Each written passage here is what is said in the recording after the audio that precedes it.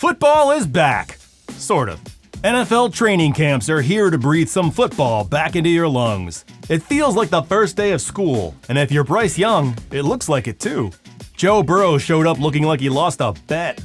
Dan Campbell's new lectern is comically large enough to hide at least 2 Steve Gutenbergs. Mac Hollins looks right at home at Bills camp. Or homeless, really. Welcome back to the league, Jim Harbaugh. How does it feel? Feels like being born. Feels like coming out of the womb, It's like you're in there and it's comfortable and it's safe and now. Plus, Derek Carr could make history. The Kelce brothers are in the cereal game, and we've got some new rules coming to the NFL this season.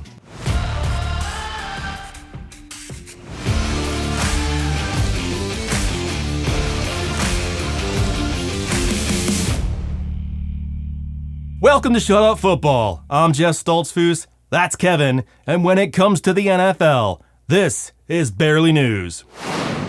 Southern California is getting crowded. Of course, Los Angeles is home to the Rams and Chargers, and the Cowboys are spending their 18th training camp nearby in Oxnard. But this year, they're joined by the Saints and the Raiders. That's 5 teams practicing within a 100-mile radius of each other, leading some to call it the Beach League. Oh, that's so nice of them to share, right? Beach, please! The Rams and the Chargers have evoked an obscure NFL rule that prohibits those teams from marketing their training camps. No billboards, radio ads, or newspaper articles about it. Also, no fans at camp. Suck it, out-of-state visitors. Now that may sound petty to you, but it's also kind of funny. According to ESPN, the policy states that every club has an exclusive home territory extending 75 miles in all directions from the exterior corporate borders of the city for which it holds a franchise. If another club holds its preseason training camp within that exclusive territory, then it cannot be marketed locally. Raiders owner Mark Davis was deservedly furious, stating, "It would be nice if the fans could be there, but whatever."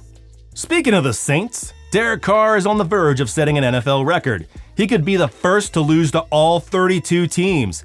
He only needs to lose to 2 more. What color jacket do you get for that? Brown, probably. In fact, no quarterback has ever lost to even 31 teams. But Carr could do that in Week 1 if he loses to the Panthers. And even if he doesn't, he'll play them again in Week 9. If he loses either one of those, he just needs a loss to the Raiders in Week 17 to clinch the record. Finally, a record Brady can't have. Joe Flacco has lost to 30 teams as well, but he's not a starter anymore, and he doesn't play either one of the 2 teams he'd need to this year. Russell Wilson has lost to 29 teams. He could reach 31 teams this season if he loses to the Browns and the Eagles. Chin up, Derek, even if you are the first. With the league's inevitable push towards an 18-game season, you won't be the last. Back in April, the NFL announced that players are now allowed to wear Guardian caps in games. If you're unfamiliar, this is a Guardian cap. They've been around since 2015. They look a little funny, but they've proven to reduce head injuries. According to NFL Executive Vice President Jeff Miller, Guardian caps have contributed to a nearly 50% reduction in concussions. But is anyone actually going to wear one in a game? Who wants to look like a grenade on national TV, even if it does prevent your brain from being turned into pudding? How about Geno Smith? The Seahawks quarterback said he's considering it. I hope he does. I think it takes a ballsy vet to lead the way. In fact, why stop there? Make the whole uniform out of that stuff. Protect your bone brains too. It's like when they find that black box after a plane crash. Why didn't they just make the whole plane out of that? A lot of players have expressed that they hate the way the Guardian caps look, and that they can't wait to take them off. Well, the NFL hears you. They've already taken steps to minimize looking like a pineapple. I present to you the Cap Wrap. A wrap for your cap, for your helmet, for your head. This is actively being used by the Chargers right now. But they're not done yet. Add another layer of protection and smooth out that wrap with yet another layer that includes front row seats, an indoor roller coaster, and a Sephora. Finally, a helmet big enough for Aaron Rodgers' head. Will Levis is dedicated to training, so much so that while he was vacationing in Italy, he hopped the fence of the local soccer field to get in some cardio, and somebody called the cops on him. Levis, who does not speak Italian, had to use a translation app to speak to them. Scusi, Babidi-boopy? Levis explained he wasn't up to something nefarious, he was just trespassing, which is like the jaywalking of breaking and entering. Fortunately, Levis was not arrested. There are some new rules in the NFL. By now, you've no doubt heard about the new kickoff rules. I already did a video about that, so I won't get into that again, but it's not the only new one. The 12th man Seahawks fans are always squawking about is now a very real thing. Veteran ref John Hussey laid it out like this. Teams will now be allowed to use an extra player to serve as the holder for kickoffs during windy games where the ball won't stay on the tee. We've seen players do this before, but it was one of the 10 players set to run downfield. I think with the new kickoff rules, they're concerned it might put the kicking team at a disadvantage. So it is, but that's all the 12th man is allowed to do. He won't be able to participate in the play beyond that. He holds the ball, and then he fucks all the way off. And I wish it ended there, because the NFL will now require coaches from both teams to do live in-game interviews.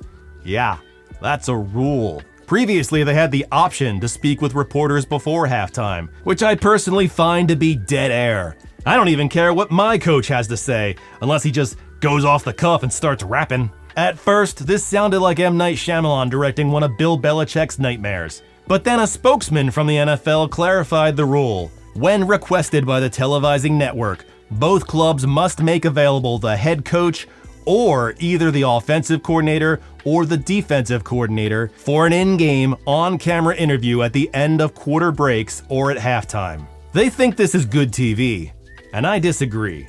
Now, there's no way this is informative or entertaining unless I get to do it. Coach Eberflus, how surprised are you to still have a job?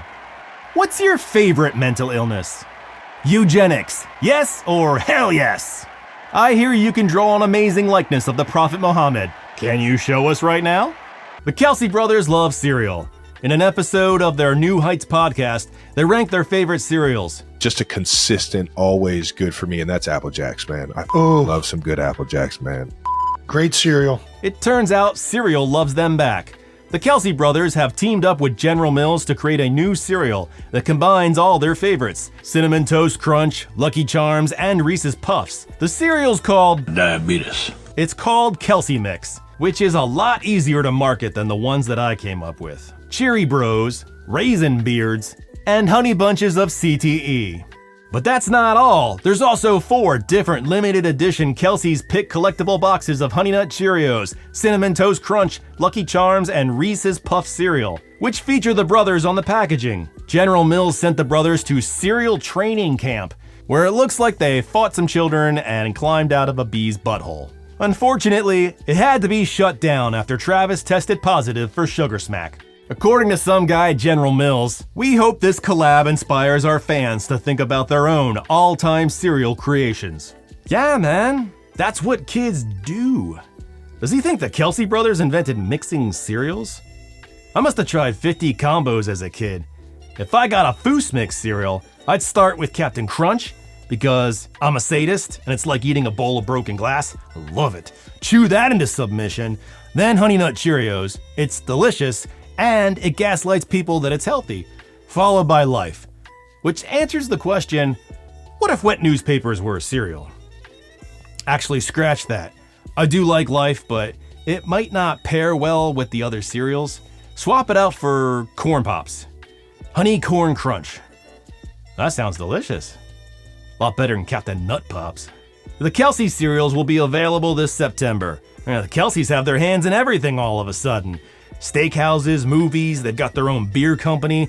This isn't even the first time that Travis has had his own cereal. What won't they say yes to? Alright guys, we got a new batch of products, endorsements, and collaborations here. Some of them are pretty iffy, but I wouldn't be your agent if I didn't at least bring them to you. Reversible keyboard. All the keys are on the bottom. Sure. Disposable shoes. Yeah. Listerine has made an energy drink. Oh, yeah. Pre-burned candles. I guess so you can fake having a birthday party. Sure. Inflatable coffins. Yeah. Fireproof matches. Yeah. This one just says poison. Sure. Taco Bell finally circled back on the whole Kelce Dia thing. They're in, but they want to add something to it called Taylor Tia sauce. Still good? Yeah. You've heard of Master Chef and Master Chef Jr.? Well, this is MasterChef in Utero. You'd be the host of a cooking show for some of the best unborn fetuses in all of America. They're cooking while they're still cooking. Yeah. 4D printer? It seems to incorporate time somehow. Sure. Well, you know how Hollywood loves a good franchise. Well, anyway, this is Freddy Got Fingered 2. Jason, you'd be Freddy. Yeah. All right, this one just came in. A cryogenics company wants to chop off your heads. Yeah. Hold on. Put them on robot bodies. Sure. And then you have to fight each other to the death in some kind of robotic Thunderdome situation. Yeah. You're fine with that? Yeah. Really? Yeah. Chop off your heads Sure. to the death. Yeah. You okay with this? I mean, that's good. Yeah. Thanks for watching Shut Up Football. Drop a comment below. I love hearing from you guys. The NFL season is almost here. Tell me how you're feeling about your team this season. As always, say hello to your mom for me, and we'll see you in the next one. Peace! Check the mic and make sure it sound right, boys.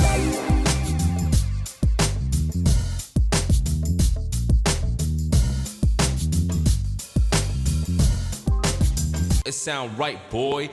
What's your favorite mental illness?